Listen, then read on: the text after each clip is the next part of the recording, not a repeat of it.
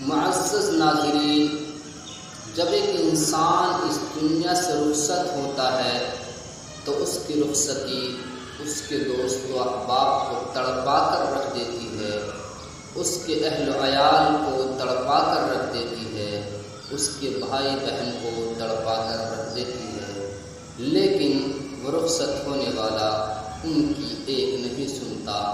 بس یہ کہتا ہوا، یہ پیغام دیتا ہوا چلا جاتا ہے کہ حشر میں پھر ملیں گے میرے دوستوں،